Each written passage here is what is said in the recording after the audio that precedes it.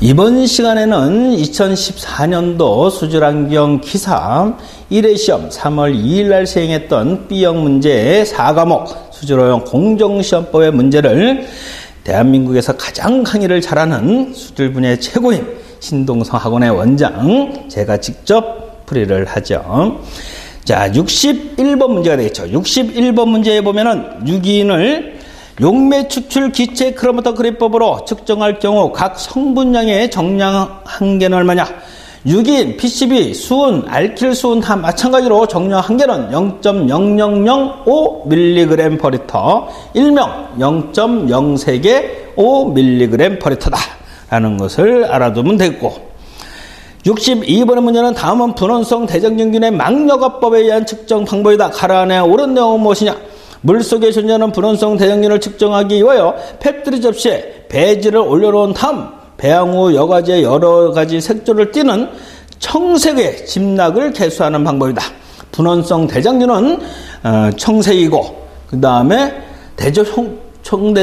대장균균은 금속성 광택을 띠는 진한 적색 또는 적색을 띠는 것을 바로 개수를 하죠. 분원성하고 틀리다. 그리고 이때 개수는 20에서 80개를 범위에서 드는 것을 선정한다 이렇게 되어 있고, 그 다음에 63번의 다음 총칙에 관한 내용 중 설명 중 옳은 것은 항량이 될 때 건조한다는 것은 같은 조건에서 1시간 더 건조했을 때 전후의 무게차가 1g당 얼마? 0.3mg 이하일 때죠. 그래서 가번 틀렸고, 감압 또는 진공이라 하면 규정이 없는 한 얼마? 15mm 순주 바로 이하일 때를 말하죠. 그래서 틀렸고, 기밀용기라는 것은 공기나 다른 가스가 침입하지 못하도록 용기죠.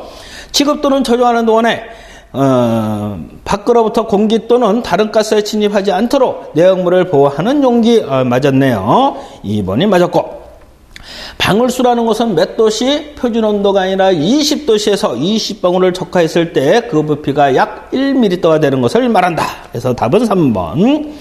64번의 문제를 보면 총칙 중 다음 총칙의 내용 중 온도에 관한 내용으로 옳지 않는 것은 찬 곳이라고 하는 것은 따로 규정이 없는 한 0에서 15도씨 곳을 뜻한다. 그럼 맞고, 냉수는 15도씨 이하를 말하며 온수는 60에서 80도씨가 아니라 60에서 70도씨를 말해요. 그래서 3번이 틀렸고,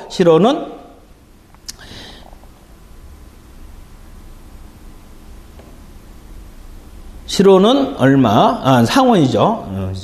글씨를 잘못 읽어서. 시로는 1에서 35도씨고 상온은 15도에서 25도씨에서 맞는 것이죠. 그래서 답은 3번이 되어진다. 65번의 문제를 보면 배출오염 기준 적합 여부를 판정하기 위한 시료 채취 기준으로 옳은 것은 자동 시료 채취를 사용하는 경우에는 복수 시료 채취할 때 6시간 이내에서 30분 이상의 간격으로부터 시료를 채취한 다음에 2개 이상을 채취해서 단일 시료로 하게 되는 것이죠. 그래서 6시간 이내 30분 이상의 간격에서 3번이 맞을 것이고, 그 다음 66번의 시료의 최대 보존 방법의 최대 보존 기간이 다른 측정 항목은 누구냐 했죠. 시한은 보편적으로 14일까지 보존할 수 있는 거고, 권장 보존 기간이라 하죠. 그거는 24시간에 불과하고, 불소, 염소, 이온, 노르말 핵산 물질은 무려 28일 동안 보존할 수 있는 물질이다. 그래서 답은 1번이 될 것이고, 시안을 자외선 분광법으로 분석할 때 아세트산 아연을 넣어 제거하는 물질은 누구냐?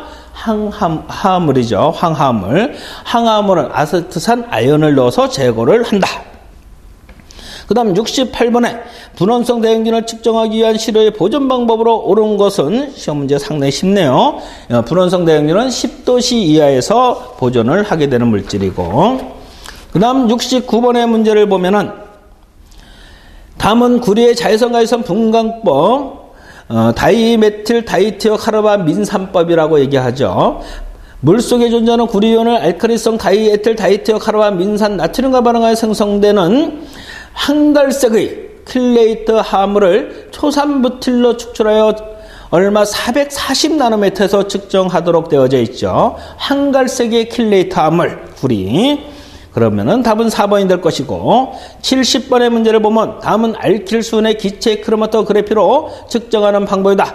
가로 안에 내용으로 옳은 것은 알킬수는 무엇으로 축출한다? 벤젠이죠. 벤젠으로 축출하여 엘스테인 용액과 선택적으로 축출하고 다시 벤젠으로 축출하여 기체의 크로마토그래피를 측정한다 해서 벤젠이 맞다. 71번에 수질오염 공정시험법 기준상 양극 벗김 전압 전류법으로 측정할 수 있는 것은 몇 가지? 4가지가 있죠. 아연, 납, 비소, 수은에 해당되겠죠. 여기선 답이 아연이 되겠네요. 72번에 다음 중 pH 표준액의 표준 용액적 pH가 가장 높은 것은 수산화칼슘 표준 용액이 가장 높은데 수산화칼슘 표준액이 없으니까는 무엇이다? 탄산염 표준액이 두 번째니까는 여기서는 보기 중에서 가장 높네요. 제일 낮은 것은 수산염 표준액, 다른 말로 옥살산염 표준액이 되고 두 번째가 누구다? 두 번째가 푸틸산염 표준액, 세 번째가 인산염 표준액, 네 번째가 붕산염 표준액, 다섯 번째가 탄산염 표준액, 여섯 번째는 수산화칼슘 표준액으로 되어져 있죠. 73번의 문제는 자외선과외선 분광법으로 이용하여 음이온 계민활성제를 측정할 때 음이온 계민활성제를 정한 메틸렌 블루화 반응에 생성되는 청소의 착화물을 축출에 사용되어지는 것은 누구다? 클로로폼이죠. 클로로폼으로 축출한다. 74번에 공정 폐수 및 하수의 관내 유량을 측정하는 측정 장치 중 관내의 흐름이 완전히 발달하여 와류의 영향을 받지 않고 실질적으로 직선적인 흐름에 유지하기 위하여 난류 발생의 원인이 되는 갈로상의 점으로부터 충분히 약 얼마? 30에서 50배예요. 50배 떨어진 지점에서 측정하는 것은 누구냐 하면은 하루 종일 설치해서 측정하는 것은 벤츄리미터다라는 것을 기억해 두셔야 돼요. 그 다음 75번에 전기 전도도의 정밀도의 기준으로 오른 것은 대부분의 금속류라든가 이런 물질은 정밀도에 대해서 플러스 마이너스 25%에 해당하는데 전기 전도도는 정밀도에 대해서 플러스 마이너스 20%에 해당한다. 20% 이내여야 한다라는 것을 알아두셔야 돼요. 전기 전도도는. 그리고 76번에 수질오염 공정시험법상 탁도의 측정에 관한 설명 중 옳은 것은 파편과 입자 큰 침전이 존재하는 실을 빠르게 침전시킬 경우 탁도의 값이 낮게 측정되어진다. 물의 색깔에 있는 실은 잠재적으로 측정값을 높게 분석되는 것이 아니라 낮게 분석이 되어져요. 그래서 누가 2번이 틀렸다. 2번 낮게 분석된다. 시로 속의 거품은 빛의 산란을 시키고 높은 측정값을 나타내게 되고 탁도를 측정하기 위한 탁도계를 이용하여 물의 흐름 정도를 측정한다. 그래서 답은 2번. 77번의 문제는 시로 채취 시 유의사항으로 옳지 않는 것은 유리 또는 부유물질 등이 함유된 시로는 시로의 균일성을 유지할 수 있도록 채취하며 침전물 등이 부상하여 혼입되어서는 안 된다. 그럼 맞죠?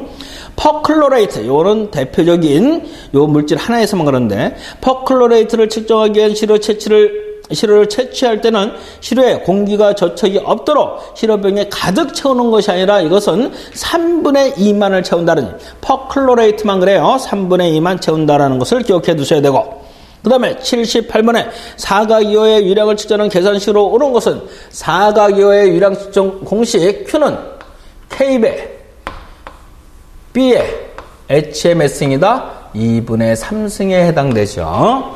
그리고 삼각이호는 K배 H의 2분의 5승에 해당되고 이 사각이호는 최대 유량이 4큐빅미터 퍼 민 이상에 해당되는 유량을 측정하는 것이고 삼각이호는 1에서 4 큐빅미터 퍼 민에 해당되는 유량을 측정할 때 무엇이다? 삼각이호로 측정하게 되어져 있죠.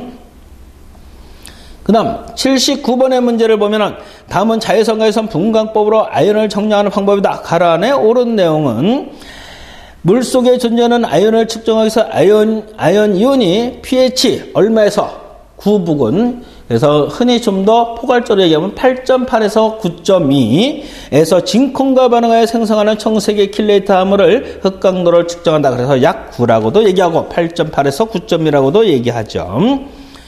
그 다음 79번 80번의 문제 마지막 번 문제 수질오염 시험법상 냄새 측정하라는 내용으로 옳지 않는 것은 물속의 냄새 측정하기 위하여 측정자 후각을 이용하는 방법이다. 잔류염소 냄새는 측정에서 제외한다. 냄새의 역치는 냄새를 감지할 수 있는 최대 희석 배수를 말하는 것이고 각 판정 요원의 냄새 역치를 산술 평균하여 결과를 보고한다는데 이 냄새에 대한 것은 기하 평균으로 구하는 거예요. 그래서 A라는 어떤 사람은 A가 되고 B라고 한다면 기하 평균이라는 두 개면은 이것을 뭐다? 곱해서 루트를 씌운 값이 기하 평균에 해당되는 것이죠. 만약에 세 가지 조건이다. 세 사람이다 하면 여기다 3제곱근 하는 것이 기하 평균인데 아무튼 누구다? 냄새에 대한 역치는 두 사람 이상이 됐을 때는 산술 평균으로 하지 않고 기하 평균을 한다. 자, 이렇게 해서 수준형 공정시험법 20문제를 봤는데 이 수준형 공정시험법은 기사든 산업기사든 제가 이제 강의해 놓은 적중 문제 250문제라는 것이 있어요. 아마 찾아보면 나올 텐데 250문제를 여러분들이 하면은 대부분의 최소한 평균 80점에서 100점은 맞을 수 있는 조건이 돼요.